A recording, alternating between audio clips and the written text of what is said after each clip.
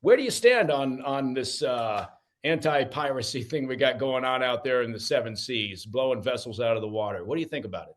Well, I think we're being told that it's just innocent fishermen. Maybe they're fishing for fentanyl.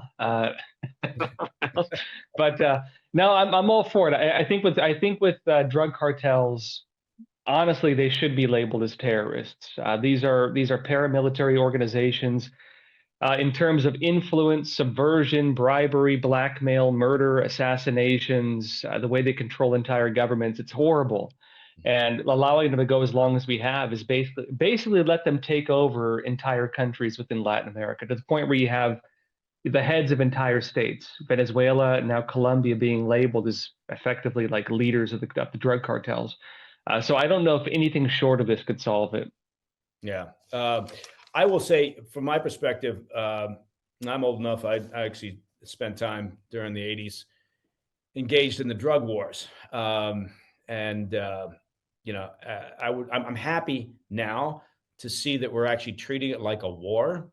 Yeah. And because in the past, we did a lot of interdiction, but you never really changed things, right? You could take a ton of gear off the street, right, or out of a warehouse somewhere, and it wouldn't change that street price at all, right? Because there was just Yeah. so much of it, so much warehouse, and you just felt like all you were doing was just kind of putting lipstick on a pig every time you had a successful operation. So I am kind of happy to see this. I will say, well, let me phrase this differently. I don't need to tell you what I think. The viewers, they don't want to hear that. They want to hear what you think. Um, what do you think about the level of information that is being provided by the White House during the course of this campaign? Well, from my perspective right now is the White House wants to have less information public, is what I think they want. And let me explain a couple parts on that. They just held this big press conference. Trump's coming out alongside Hegseth, and they're basically saying they're going to expand the war against the cartels. When Trump was running for office, he made it very clear he was going to use basically the whole military, the intelligence system to wage war on the cartels. He said he was going to do it. And he said that if any government in Latin America tries to block him from doing it, that he would expose their connections to the cartels because most of them are implicated. That's just how it goes.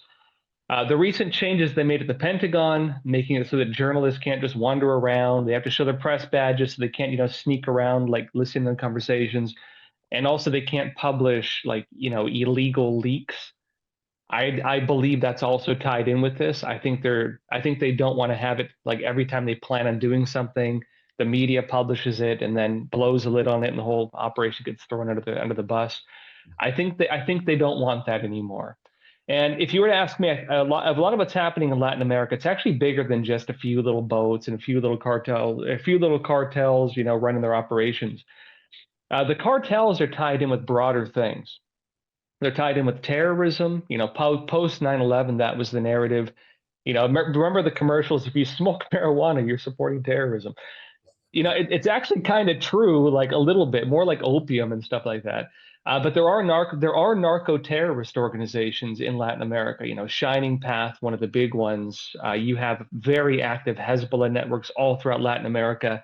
Hezbollah has been working, training the cartels on drones, on roadside bombs, on tunnel building, including even in Mexico, actually. It's very intertwined with that. Then you have a lot of nation state actors, Iran, Russia, huge influence, but the Chinese Communist Party really established most of the networks. Most of the drug trade in Latin America, the big stuff, that was started under Mao Zedong. He called it people's opium, right? People's heroin. And he modeled it after the Opium Wars. He wanted to have a way to make money for the entire, international revolution. They trained a lot of the cartels. That's why they're narco-terrorists. They're actually Maoist. A lot of them are Maoist trained. I'm not talking just Mexico. I'm talking about all throughout like Central and South America. They're Maoist trained. And the CCP went through mainly through Cuba, and Cuban intelligence established most of those, subversive movements. These are very much tied into political movements. You have entire political parties compromised by the cartels. They've made it their way into like the political systems where in some areas, like in Mexico, they're governed by the cartels. You have some areas where the cartel is the government. And they've infiltrated the culture, the economy, and a lot of people don't want to get rid of it because it's become part of the lifeblood of the region. And they make their money by poisoning and killing Americans and terrorizing populations. Hey, thanks for tuning in. If you enjoyed this video, don't forget to hit that like button and leave a comment, a really positive, nice, and kind comment. That would be appreciated. And if you're not already subscribed to our channel, make sure to subscribe and turn on notifications so you don't miss any of our daily updates.